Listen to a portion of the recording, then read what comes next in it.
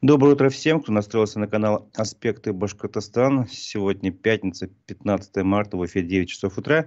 В эфире программа «Аспекты мнений». Необычный обзор прессы, аспекты республики, аспекты мнений. Сейчас объясню, почему. Микрофон Разиф Абдуллин, а мой собеседник, экономист, журналист Искандер Махмудов. Он сейчас с нами на связи из Нью-Йорка. Здравствуйте. Доброе утро, Уфа. Доброе утро, все слушатели и зрители «Аспектов Башкортостана». Вот, у вас же сейчас полночь, если я правильно учел разницу во времени? Да. Жители Башкирии живут в машине времени. Они на полдня опережают Америку. Вот, поэтому мы решили, чтобы не слишком поздно не задерживать нашего собеседника, начать именно в 9 часов эту передачу. Ну, пару слов, наверное, все-таки интересно нашей аудитории узнать, как вас занесло в Нью-Йорк. Можете вкратце об этом рассказать? Мое путешествие началось в 2022 году, после того, как Россия начала военные действия против братского соседнего государства. И мне по разным причинам пришлось покинуть страну там в течение буквально недели после начала этих событий, потому что были сведения о том, что мне угрожают, и есть определенная угроза моей жизни. Я покинул страну, а вот в США я попал только спустя полгода, где-то в августе 2022 года, и уже приехал я с супругой и с двумя детьми. Можно буквально тоже пару слов. А что за угрозы поступали вам? В связи с тем, что я вел какую-то деятельность в социальных сетях, делал критические экономические публикации, мне поступили, ну, скажем так, предложения добровольно замолчать, или была угроза возбуждения уголовного дела. Это был устный разговор, там по телефону Да, говорили? это был устный разговор, то есть никто вам письмо не пишет с такими угрозами. Следы не Вот, это оставляет, был. да? Да, следы никто не оставляет, никто вам справку об этом не выдаст. Вот, да, но это были встречи, потому что и в период работы своим госслужащим я, ну, скажем так, выступал против коррупции в органах власти республики. И тоже в связи с этим тоже были угрозы. Но я напомню нашей аудитории, что вы занимали различные должности на государственной службе, в том числе руководили департаментом анализа и прогнозов внутренней торговли в Министерстве промышленности и торговли Башкортостана. Также были аналитиком и ведущим на телеканале РБК Уфа. Это такая есть официальная справка. Ну и я вас лично знаю, вы были исполнительным директором Союза работодателей Башкортостана. Вот. А сейчас вы чем занимаетесь? Ну, сейчас я обычный страховой агент. Я помогаю людям, причем такого пожилого возраста, разбираться со страхованием, в том числе бесплатной медицинской страховкой в США. Это достаточно запутанный процесс, потому что система строилась постепенно там, в течение 100 лет. Мгм. Напомню нашей аудитории, что трансляция идет в эфире, в прямом эфире на канале «Аспекты Башкортостана». Вы можете поставить лайк, прокомментировать то, что говорит наш спикер, или, не знаю, я ведущий, задать вопросы, естественно. Все это мы во время прямого эфира можем использовать. Делитесь делитесь ссылками на нашу программу, и если есть возможность, помогайте нам материально. Все возможности для этого есть с помощью сервисов Boosty и Donation Alerts. Ссылки в описании ниже в эфире. Сегодня 15 марта, непростая пятница. Это первый день голосования на выборах главы российского государства. Расскажите, что вы думаете об этих выборах и собираетесь ли сами в них участвовать? Нет, я по соображениям, в первую очередь, своей безопасности, личной безопасности, я не пойду в консульство России, потому что это все-таки считается территорией Российской Федерации. И так как я являюсь гражданином Российской Федерации, я могу ожидать, что ко мне будут применены какие-то ограничительные меры, меня могут задержать или еще что-то будет со мной произведено. Но я постараюсь прийти к зданию российского консульства в Нью-Йорке, но хотел бы аккуратно предупредить все-таки людей, которые находятся в России, потому что я нахожусь в таком привилегированном, да, положении. То есть для меня это безопасно, но вот брать на себя ответственность и просить тех людей, которые находятся в России, участвовать в каких-то акциях, которые могут подвергнуть опасности их самих или их близких, я Я побоюсь. Ну да, я напомню на всякий случай, что по закону уже с 15 марта в СМИ запрещено вести агитацию любую, запрещено также публиковать обзоры, анализы, опросы социологические и так далее. Но тем не менее можно обсуждать текущую ситуацию, можно, не знаю, что-то еще делать. Я бы хотел вот первые две новости сегодняшнего дня уже буквально зачитать. Вернее, одна вчера поступила, одна другая сегодня. Прокуратура Москвы предостерегла жителей столицы от участия в акции «Полдень против Путина». Посчитала, что это может быть некой экстремистской несогласованной акцией. Как вы считаете, вообще правомерно или нет запрещать людям приходить в какое-то конкретное время на избирательный участок? Ну, во-первых, если прокуратура действительно использовала такую формулировку, я, честно говоря, сомневаюсь, все-таки люди государева, какое-то понимание юридическое должно быть. Я думаю, что формулировка чуть-чуть другая. Вот. А если действительно она близко к тому, что было названо в СМИ, то это, конечно, признание власти России настоящей проблемы, то есть признание фактически опасений власти о том, что люди могут это сделать. Это тоже очень многого стоит. А в чем опасение? Ну, придут люди в 12 часов, и что такого? Фактически, когда власти публично об этом говорят, то они признают факт существования этой вещи. Если вы помните, в свое время фамилия Навального, она тщательно избегалась любыми государственными СМИ или государственными чиновниками. То есть говорили «тот господин» или еще как-то завуалированно. Потому что это практически как там становилось такой черной меткой. Поэтому, когда люди, ну, опять-таки, представители российского текущего государства, да, режима, называют и говорят, что вот, граждане, опасайтесь приходить и участвовать в каких-то акциях против действующего главы государства, это значит, что они этого боятся. Это Ну, я уже напомню, большое что, достижение. прошу прощения, я напомню, что я пока не забыл, что Алексей Навальный при жизни был внесен в список экстремистов-террористов. Мы на всякий случай это произносим, чтобы не быть подвергнуты каким-то, не знаю, э, штрафным санкциям. Я вас перебил? Нет, нет. Следующий вопрос. Еще одна новость, но уже из Уфы. Буквально вот рано утром не успели, как говорится, выборы начаться, но уже появились первые жалобы. Об этом сообщил бывший депутат от КПРФ Рустам Хафизов. Сейчас он член Центральной избирательной комиссии Башкортостана с правом совещательного голоса. Вот. Рустам Хафизов сказал, что появились первые жалобы на недопуск членов участковых избирательных комиссий от КПРФ с правом решающего голоса к работе с избирательными документами, то есть их не допустили к выдаче бюллетеней, к работе с книгами избирателей. И, как пишут, вот у меня даже перед глазами эта жалоба, это произошло впервые за 8 лет их работы. Как вы можете эту ситуацию прокомментировать? Ну, я думаю, что Коммунистическая партия Российской Федерации показала свою импотенцию, когда они отказались публично вступиться за своего соратника Чувилина и других ребят, которые были задержаны по тяжелым обвинениям в Уфе. И если бы они в свое время выступили публично и нашли какой-то способ повлиять, то, конечно, республиканские власти к ним по-другому относились. А показав свою беспомощность, какую-то инфантильность, беззубость, они обрекли себя на такую, ну, куклу для битья. Мгм. Это тоже должен добавить, что Дмитрий Чувилин вот по этому делу он как раз и внесен был в список тоже экстремистов-террористов Росфинмониторинга. Но сегодня, как уже говорил, нельзя агитировать ни за одного из кандидатов, поэтому предлагаю поговорить на тему, что было бы, если бы в бюллетенях была альтернатива. Первый вопрос. Почему, как вы думаете, не допустили до выборов Дунцова и Надеждина? Я думаю, что власть боялась публично признать, во-первых, количество сторонников этих двух кандидатов, потому что фактически любая цифра являлась бы хорошим индикатором, сколько людей просто активно против политики, которую проводит текущее руководство страны.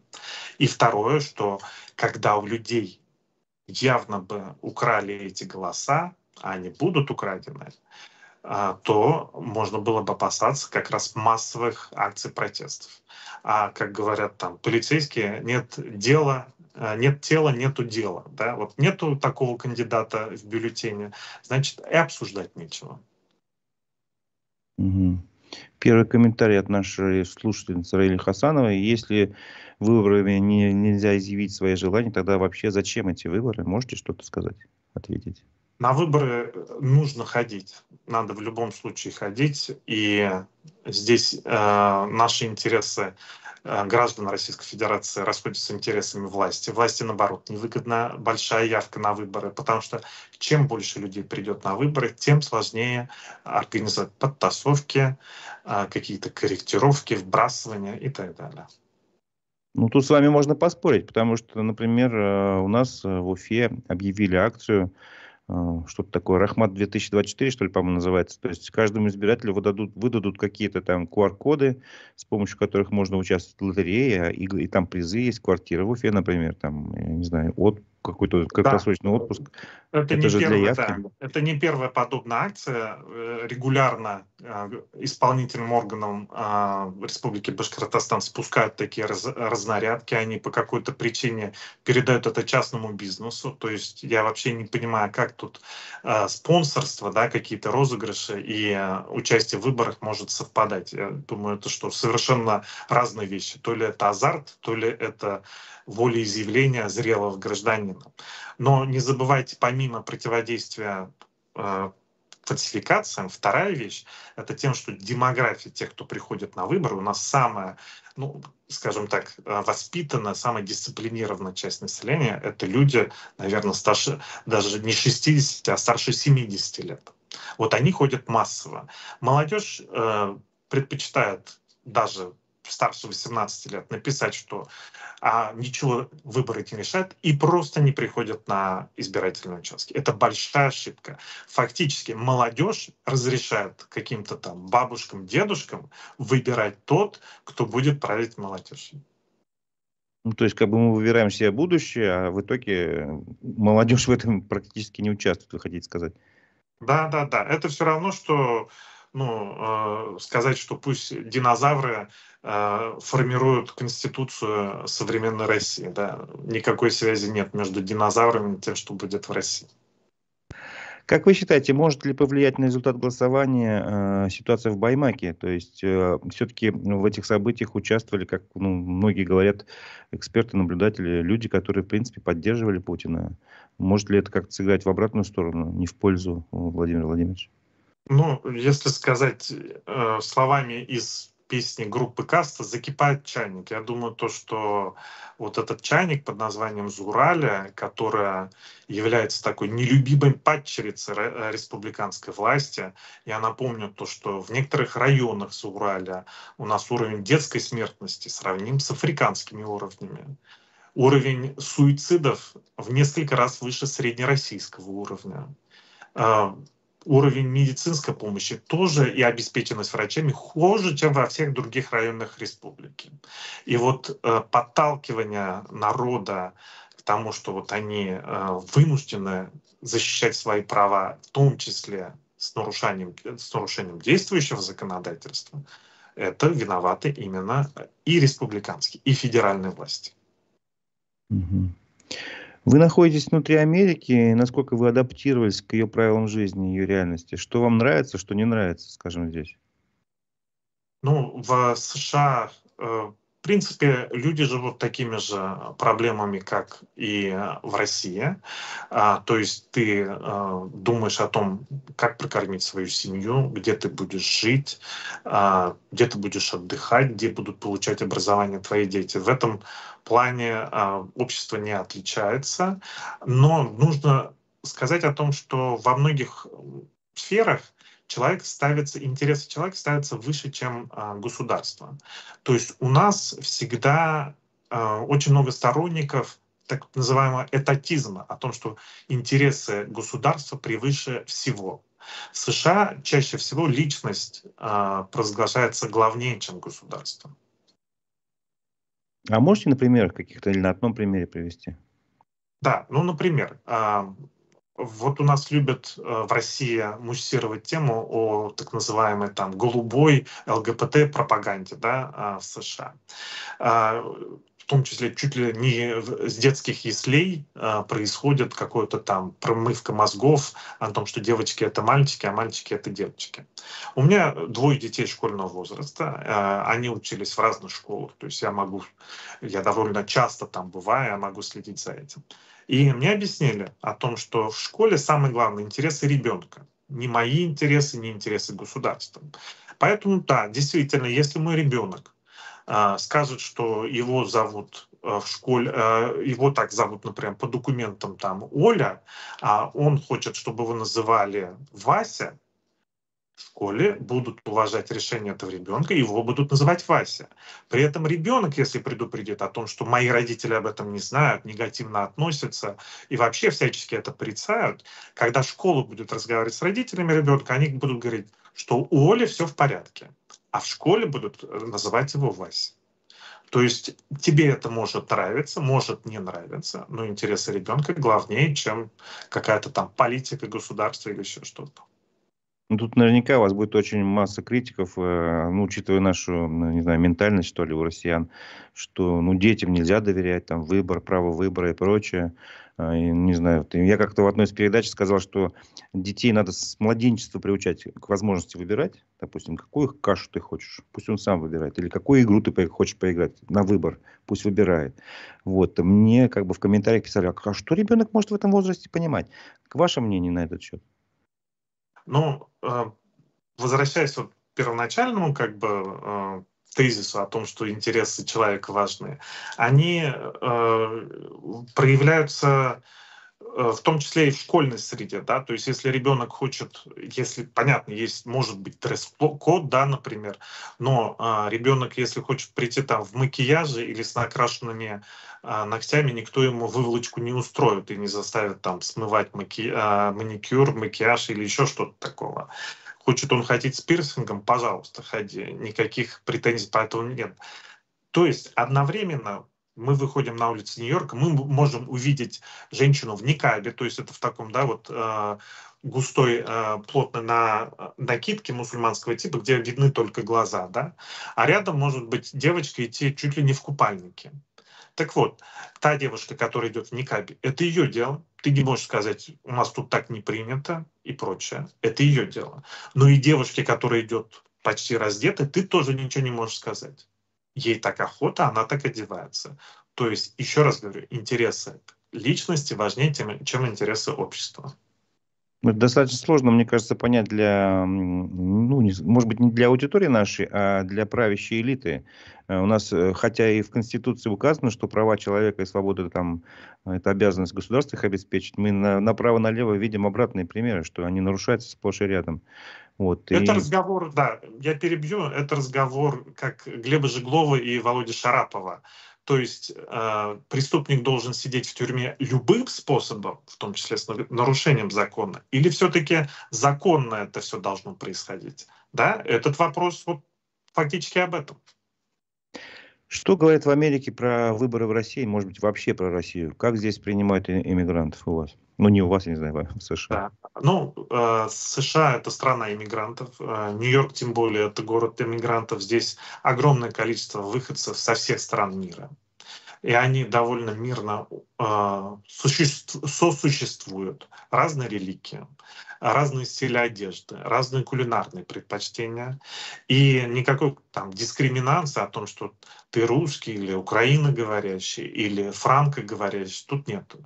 Несмотря на то, что тут нету какой-то общественной полемики по поводу там государственных языков, на станции метро ты увидишь, что анонсы, объявления продублированы на русский. В библиотеках огромное количество литературы на русском языке.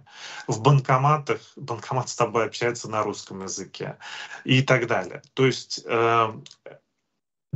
средства, да, ну как и скажем так, адаптация для русскоязычной публики здесь ни в коем случае не ущемляется, она проходит достаточно легко. Ты придешь к доктору, даже если ты не беннимен на английском, тебе бесплатно будет предоставлен переводчик, там, который по телефону соединится, да, и будет помогать тебе объяснять. И когда ты говоришь, что ты из России, я так скажу, что большинство американцев, скажем так, с сочувствием относятся. Говорят, у вас там очень сложно сейчас, мы понимаем. Но в целом такой озабоченности, как в России есть озабоченность Америкой, и это штудируется, это публикуется, в США абсолютно нет. Это зачастую новости про Россию могут идти где-то там на второй странице газет, то есть это не всегда самая главная тема, которая занимает умы американцев. Нет. Мгм. Когда мы готовились к эфиру, вчера пробовали связь, вы мне показали, что вы помогаете выходцам из Орловской области оформлять какие-то документы, чтобы они учились английскому языку. Что это было? Расскажите, пожалуйста, мне очень интересно. Да, ну, у любого человека, который приезжает, возникают самые разные вопросы. Как воспользоваться метро или другим общественным транспортом? Как оформить, условно говоря, пособие? Где изучать английский язык или как отдать детей в школу? В целом огромное количество благотворительных организаций занимаются этим. Но иногда людей нужно, вот, условно говоря, за ручку привести, познакомить, провести туда или дальше. То есть я показывал, где находится благотворительная организация, где есть фудбанки, где люди могут взять продукты, когда они испытывают какие-то экономические проблемы, да, и у них не хватает денег, они могут рассчитывать то, что есть места, где можно найти или готовые обеды, или продукты долгого хранения, да, как консервы или там макаронные изделия, или свежие овощи и фрукты. То есть людям нужно показать, как это пользоваться, как получить карточку метро, а как можно получить карточку метро с 50% скидкой. Вот эти все вещи нужно рассказывать и объяснять. Я считаю, что иммигранты помогают друг другу. Мгм. Ну, это хорошо, интересно. Скажите, пожалуйста, если вы, конечно, в курсе, что вы знаете про закон об иноагентах в Америке, на который ссылался, по-моему, даже Путин, когда его спрашивали, зачем вообще он принимается в нашей стране такой закон? Ну да, действительно, закон об иностранных агентах в США появился в первой трети, наверное, 20 века, в 20-х годах. И он появился действительно для того, чтобы, скажем так, противостоять иностранному влиянию. То есть, условно говоря, если на территории США, да, обнаружили какого-то тайного, там, условно говоря, разведчика, да, что он нарушил, например, сам по себе его факт, да, если он, например, не нашли при нем каких-то государственных секретов, прочее, нужен был юридический аппарат, да, чтобы это все оформить. И таким образом придумали вот этот закон об иностранных агентах. Но в России этот закон извратили, да, и фактически превратили. Сначала россиян уверяли о том, что он имеет чисто, как там, ярлык, да, то есть никаких фактических последствий нету. Назвали, господи.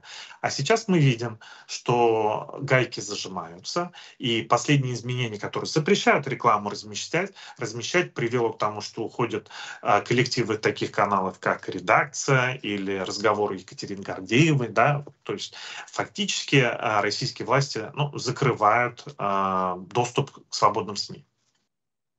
Ну, я добавлю, что в редакции был признан инагентом ведущий, если не ошибаюсь, Пивоваров, да? А Гордеева сама тоже была признана инагентом. И вот они приняли такое решение. Сам Пивоваров, он передал все права на коллективу, и название они поменяли, по-моему, сейчас теперь «Контекст» называется, если не ошибаюсь. Вот. А Гордеева подумала, и через какое-то время, по-моему, приняла решение, что будет возобновлять свою деятельность. Спрашивают вопрос. Подскажите, пожалуйста, какую минимальную сумму нужно иметь при себе, чтобы прожить первое время в Нью-Йорке? Это очень интересный вопрос, потому что, честно говоря, я знаю случаи, когда люди приезжают, и у них там буквально $10 в кармане. Были такие случаи. И были люди, которые приезжали, у которых $10 тысяч в кармане. И еще не факт, кто лучше устроится. В Нью-Йорке есть так называемые шелтеры, это бесплатное жилье. Оно в разной степени комфорта, то есть где-то это даже трехзвездочные отели. Сейчас это больше таких быстро возводимые лагеря, как у нас ковид-госпитали в Башкирии, да, строили, где все-таки у людей есть комфорт, но это все-таки уже такое не капитальное строение. И там люди могут находиться даже свыше года. У тебя фактически есть крыша над головой, у тебя есть трехразовое питание, ты можешь оформлять потихоньку документы. Если ты хочешь попросить убежище, ты должен сделать это в течение первого года пребывания в США. И ну, получить медицинскую страховку бесплатную, ОМС. Да? У нас очень любят говорить о том, что если в США заболеешь, то сразу будешь жить в картонной коробке под мостом, да, с наркоманами и бомжами. Это неправда. В США в большинстве, по крайней мере, демократических штатов есть бесплатный ОМС под названием Medicaid, а для людей старшего поколения есть Medicare. Спрашивают, как вы видите ситуацию в Башкортостане из Америки? Ваши оценки какие? Ну, наверное, в общих чертах, я не знаю, если вы следите, конечно, за ситуацией. Я хочу попробовать роль такого очень плохого прогнозиста.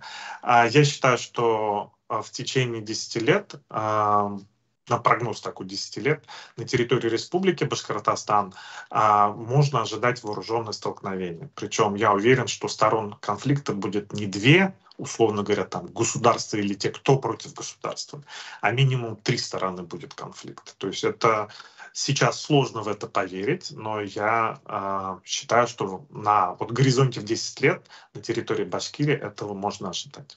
Объясните, какие стороны и причины какие, вот почему вы так считаете? Я сейчас не могу сказать, какие стороны, потому что, еще раз говорю, это на горизонте 10 лет, но это будет, условно говоря, люди, которые выступают за некую форму там, государственной власти, какой-либо она бы ни была через 10 лет. Потом вторая сторона конфликта — это люди, которые представляют интересы капитала. Мы сейчас видим о том, что крупные российские корпорации создают фактически частные армии, да, под названием ЧВК, хотя они в России официально запрещены, но мы это знаем, да, из расследований, сообщений независимых СМИ, таких как ваши. А третья сторона — это могут быть люди, коренные жители Республики Башкортостан, которые просто будут пытаться защитить свою землю от каких-то варварских расхищений и варварского обращения. Я правильно вас понимаю, или, может быть, не совсем правильно вас понял, что вот эти слова Ради Хабирова о том, что подоплеки баймакских событий, в том числе были и люди, которые подогревают такую идею, как отделение Башкортостана от России? Я не верю в то, что эти люди как-то каким-то образом участвовали. Я назвал факторы, которыми каждый день сталкиваются жители Зауралья. То есть, я еще раз повторю, высокий уровень младенческой смертности, высокий уровень суицидов.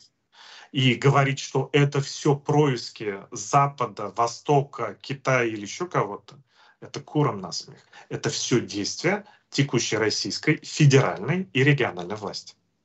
А есть способы решить эти проблемы, скажем, там, которые заставляют людей выходить на улицу?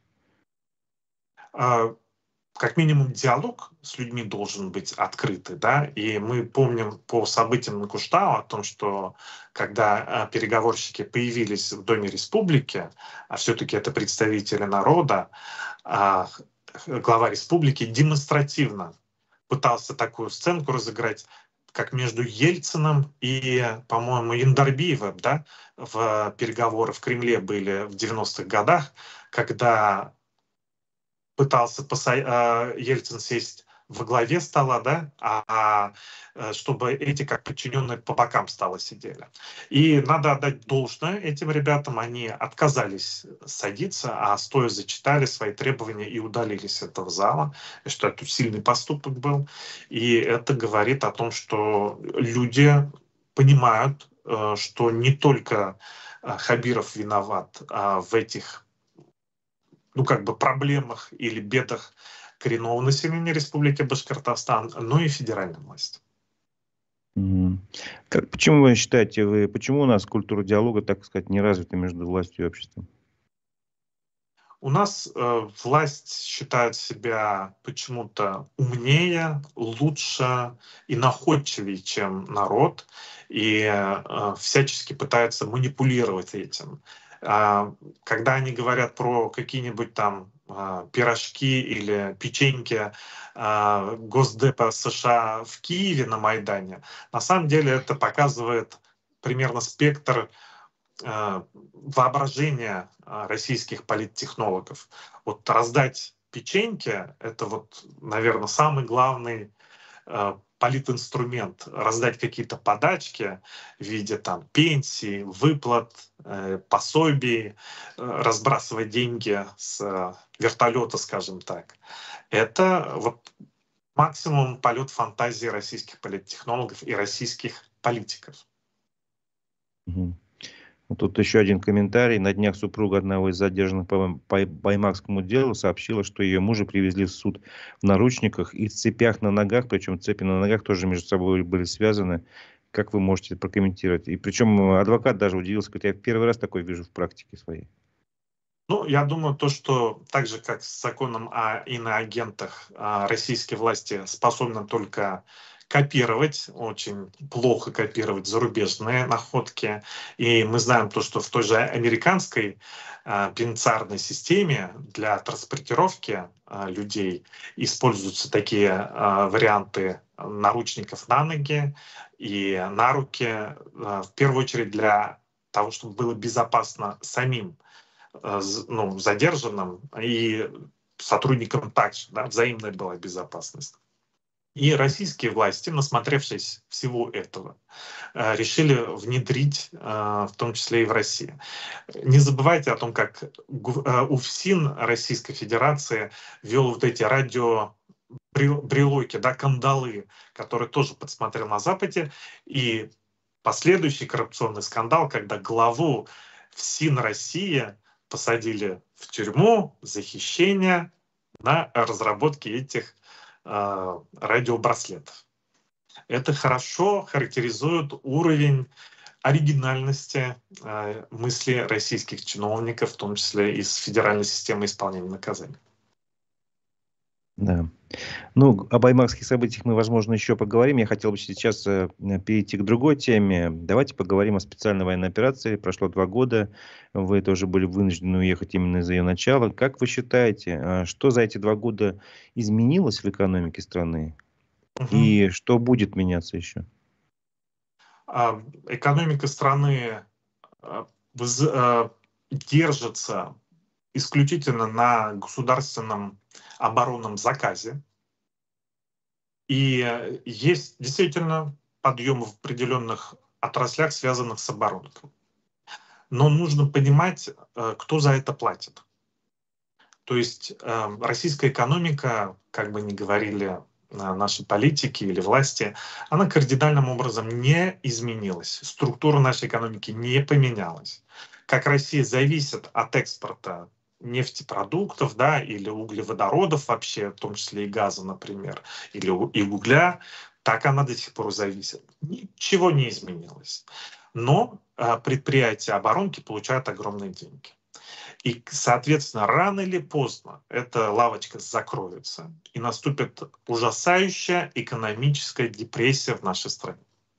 То есть вслед за подъемом, это, знаете, как укол, наверное, даже не адреналина, а стероидов, там, какому-нибудь качку, да, вот, когда колят для того, чтобы у него мышца росла без особых напряжений. Вот потом происходит откат, когда органы внутренне отказывают. И, конечно, такой перекос в сторону оборонки, он ни к чему хорошему не приводит. Если вы посмотрите сайты того же президента России или главы Республики Башкортостан, там очень много еще 5 лет назад говорилось о том, что необходимо переводить на производство гражданской продукции наши оборонные предприятия. И президент России ставил конкретные цифры перед Ростехом, например, сколько процентов должно быть продукции гражданского, там вплоть до что-то 70-80% должна быть продукция гражданского назначения. И все это пошло прахом. Это первое, то есть военные рельсы. Второе, это прям участившиеся случаи фактической деприватизации. То есть откатываются решения о принятии приватизации, которые были 30-32 года тому назад. И владельцам этих предприятий никакой уверенности в завтрашнем дне эти действия не дают. То есть предприниматель будет думать, ему выводить активы из предприятия, выжимать последние соки или вкладывать в реновацию, в инвестиции, в инновации. Если завтра предприятия у тебя могут отобрать. Я думаю, что любой уважающий себя капиталист, как бы там ни называли себя российские олигархи, выберет фиксация своих прибыли и вывод денег за рубеж. Мгм. А как вы думаете вообще, как долго Россия может выдерживать такой полувоенный, полумирный режим в экономике? Ну, на примере той же Кубы или Северной Кореи это может продолжаться десятилетиями, десятилетиями. То есть люди буквально, как там в сумасшедшем Максе, да, в футуристическом мире, а, как-то там на коленке ремонтируют автомобили 40-х, 50-х годов выпуска, да, и даже находят в этом какой-то кайф. Туристы будут приезжать, смотреть, ого, россияне заменили окна, стекла, например, бычьими пузырями. Как интересно, как экзотично. То есть это может продолжаться бесконечно долго. Но напоминаю, что у нас Советский Союз при всей своей незыблемости просуществовал сколько? 74 года. Мгм. Ясно. Ну вот в связи с этим Владимир Путин в своем послании уже заявил о планах на ближайшие 6 лет. Как вы думаете, скоро мы перейдем на такое шестилетнее планирование, как раньше там при советское время там госплан был на пятилетку, а тут на 6 лет как бы будет? Есть такое правило о том, что как только какой-то индикатор становится показателем там, успеха, напомню, в 2004 году была поставлена задача об удвоении ВВП, по-моему, к 2010 году, там и приводился в пример Испания и Португалия. Как только какой-то экономический показатель становится индикатором успеха экономического развития, его сразу власти начинают шельмовать, подкручивать в ущерб всем остальным показателям. То же самое, пусть это будет шестилетний план, и будут говорить, дадим шестилетку за пятилетку или еще что-то. Система будет сама себя выхолаживать при любых условиях. Мгм. Как бы вы вообще сами охарактеризовали наш нынешний строй, не знаю, словами политэкономическими? Политэкономически как характеризовать? Это, наверное, вассальный феодализм. То есть есть какие-то регионы, разбитые между различными группировками, и где-то регион контролирует крупная отрасль или там крупное предприятие, и фактически владелец этого предприятия, можно сказать, устанавливает, кто будет руководителем этого региона, да, или это какие-то силовые органы, или какие-то семейства, которые там, десятилетиями живут в этом регионе. То есть это такой вот вассальный феодализм. Это не только касается там, Северного Кавказа, по вполне понятным причинам мы очень много видим примеров этой политики, но это касается и Поволжья, и Дальнего Востока, практически всей России. Немножко вернемся давайте к баймакским событиям. Я бы хотел вас спросить, как вы думаете, кто вообще выиграл после всей этой истории с написанием заявлений лично Хабиром, возбуждением дела о массовых беспорядках, и вот, ну, со всем прочим, со всеми этими последствиями? Кто выиграл от этого? Ну, я думаю, что фактически выиграл. Тут сложно сказать, это как бы позиция взаимного самоубийства. Написав такое письмо, Хабиров фактически отдал себя в полный контроль Кремля. То есть он уже не может, скажем так, выступать от имени башкирского народа перед Кремлем.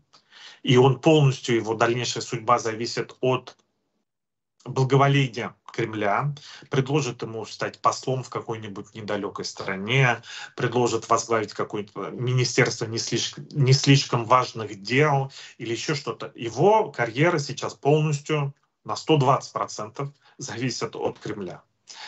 От этого не выиграл федеральный центр, потому что про баймакские события не написали все мировые СМИ. И люди, которые даже не знали о Башкирии или о Баймаке, узнали об этом. И не выиграли от этого и жители Баймак из башкирского Жураля, потому что очень слишком много людей стали необоснованно, попали под прессинг властей. Это десятки, сотни трагедий, которые будут эхом аукаться еще много-много десятилетий. Я правильно вас понимаю, вы, собственно говоря, не особо позитивно оцените перспективы Ради Хабирова в нашей республике? Перспективы Ради Хабирова в Республике Башкортостан должны решать граждане, жители Республики Башкортостан в первую очередь, а не как сейчас. Потому что этот персонаж верит в то, что ему, скажем так, он такой миропомазанник, да, это такой церковный термин, но что он получил там,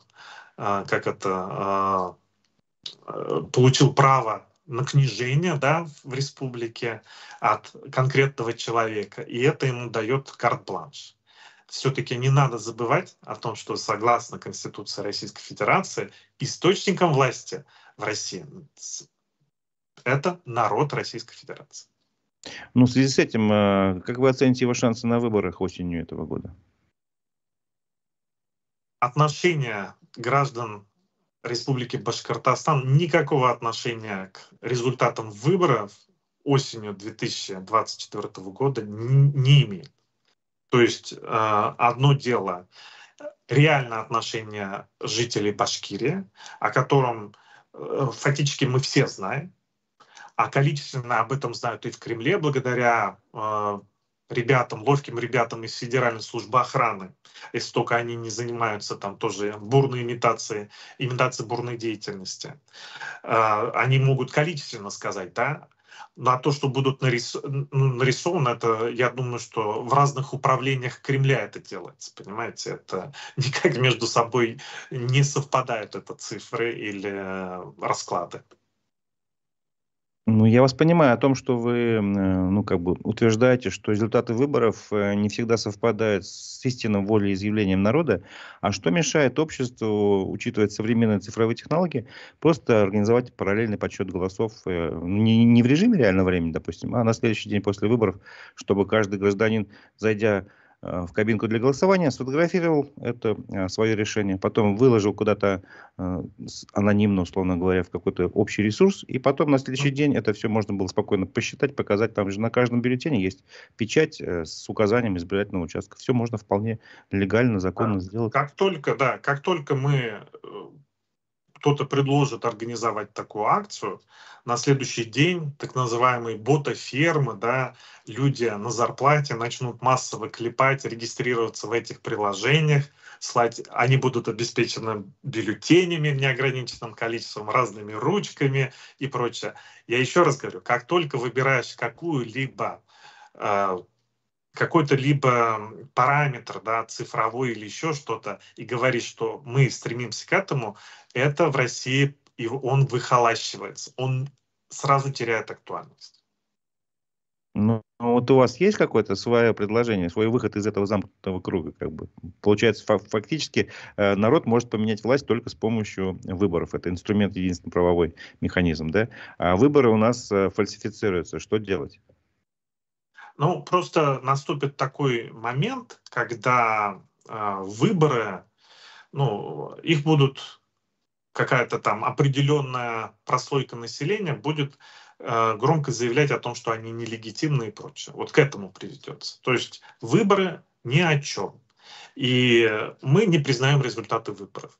То есть это может быть очень плохая ситуация, как, например, после февраля 1917 года, да, когда органы власти не подчинялись друг другу, когда Совет, фактически Ну, можно взять более близкий пример с Белоруссией, когда народ тоже не признал результаты выборов Лукашенко. Тоже может быть, но я еще раз говорю то, что России я уверен, предстоят тяжелые времена, И это такой очень плохой период, который, ну, я не знаю, сравним с испытанием огнем, наверное, да, вот то, что сейчас жители, например, Белгородской области переживают, которые, наверное, не ожидали от начала СВО такого, что их будут бомбить на территории Белгородской области, да. И вот это испытание огнем, оно, я думаю, что много где в России придется пройти. Я вернусь к вашим словам о таком, как вы сказали, плохом прогнозе для Башкортостана. Вы назвали срок 10 лет, в течение 10 лет. Почему именно этот срок вы выбрали? Именно такой 10 Да, лет? ну, потому что на протяжении нескольких лет ситуация, она более-менее будет управляема. Но я напомню, что в прошлом году Россия пережила фактически военный мятеж, да, под председательством, под руководством Пригожина. А если вы посмотрите публикации о Пригожине там 7-летней давности, ну, о нем пишут, что это повар, госзаказы, школьные обеды в Питере, и ничего там нету про военные мятежи в Российской Федерации.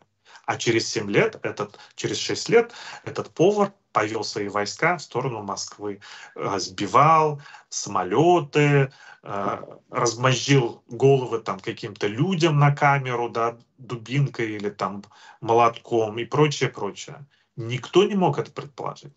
Поэтому, ну, вот этот период, он такой немного с учетом того, что, да, или Ишак сдохнет, или Шах умрет.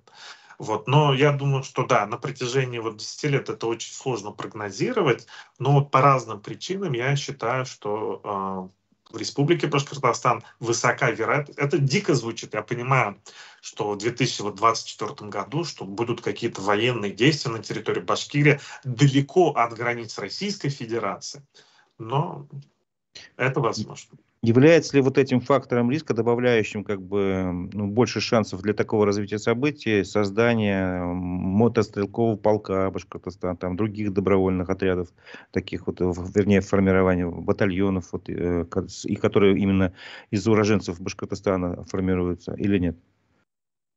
Это тоже является, то есть в Республике Башкортостан рано или поздно появится прослойка населения, которая очень хорошо владеет оружием, имеет навыки пользования оружием самым различным. И они могут быть не согласны или друг с другом, или с какими-то другими акторами, скажем так, в виде там, местной администрации или соседа, или магазина. Может им не понравится о том, что там дороги ремонтируют ребята из там, соседней страны, например, да, и они захотят как-то на это повлиять.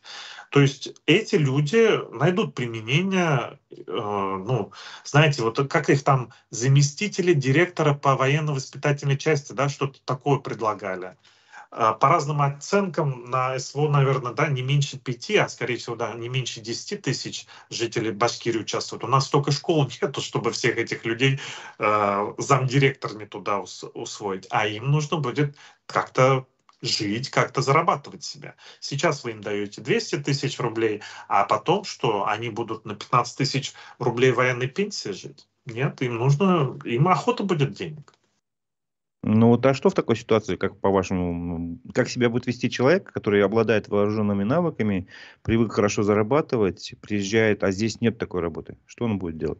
Ну, не надо забывать о том, что в тех же Соединенных Штатах вот эти антивоенные против, например, Вьетнама, одни из организаторов, в том числе, были ветераны этих действий, которые столкнулись, ну, с абсолютной неустроенностью, неудовлетворенностью своей, скажем так, мирной жизни.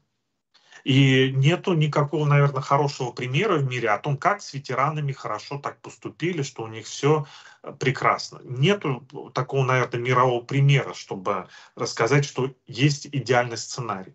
Даже с теми ребятами, которые приезжают на редкие побывки в республику Башкортостан с фронта. Я разговаривал, есть у меня, я же преподавал в ВУЗе, у меня есть студенты, которых, к сожалению, мобилизовали и которые не смогли избежать этой мобилизации. И, честно говоря, мы приехали, там первые 3 дня бухали. То есть вся адаптация человека после войны, ну, фактически это военные действия, да, после военных действий к мирной жизни, это водка. Это вот самый главный инструмент адаптации психологической разгрузки. А потом уже, да, потом уже будут наркотики, потом уже будет беспорядочная стрельба, угрозы оружием, применение взрывчатых средств. Это все Ну, будет. прошу прощения, а в Америке же с этой проблемой столкнулись, там как-то начали решать это дело, так ведь?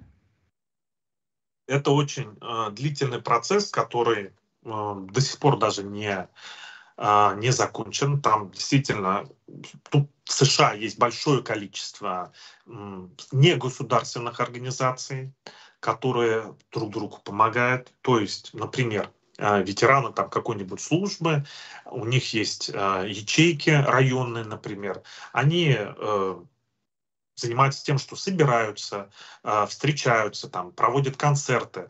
Даже собак воспитывают специально как для психологической разгрузки, да, вот как такой партнер.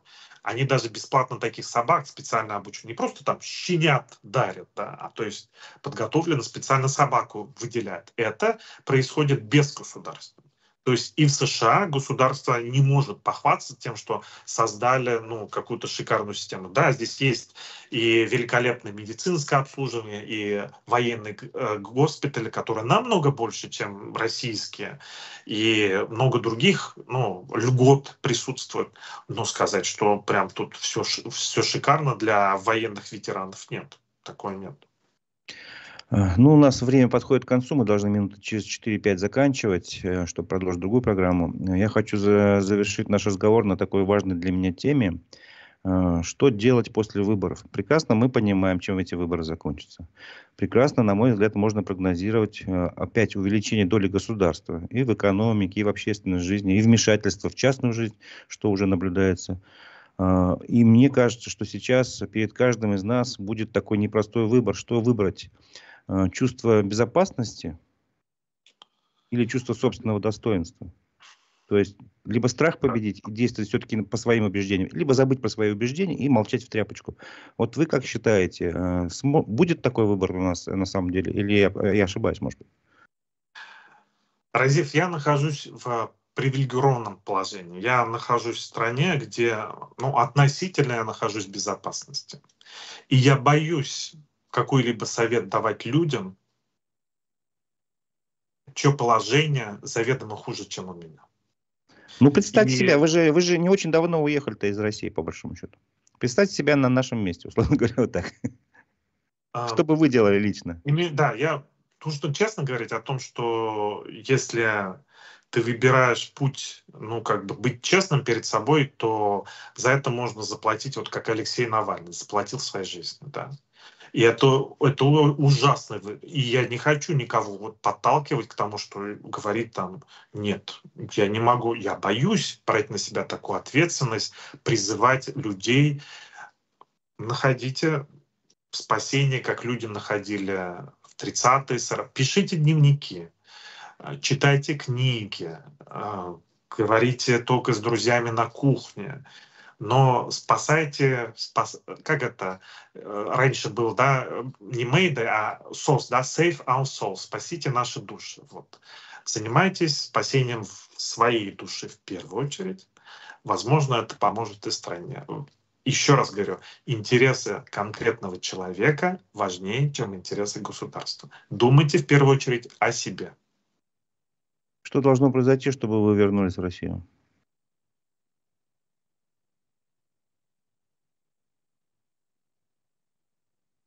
В том или ином виде я, наверное, вернусь в Россию. Может быть, даже в виде праха, кто знает.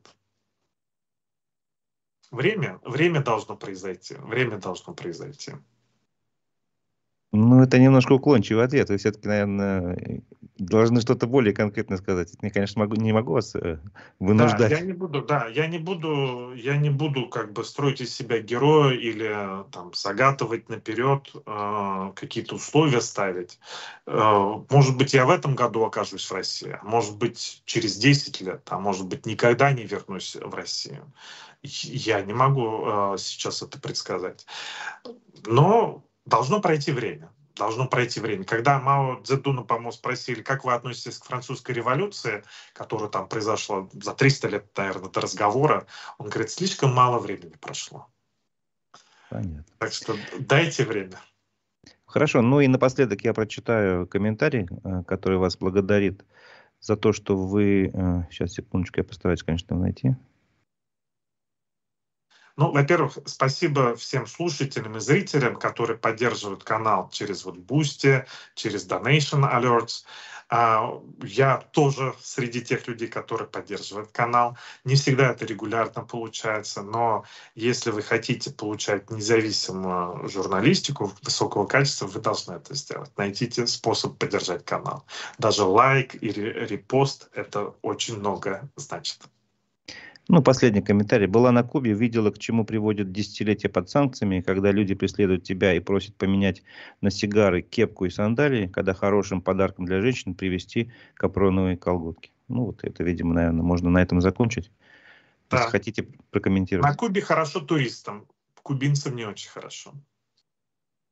Ну что ж, большое спасибо. Это была программа «Аспекты мнений». У микрофона был Разиф Абдуллин, мой собеседник, экономист, журналист Искандер Махмудов из Нью-Йорка. Спасибо вам за участие в нашей программе.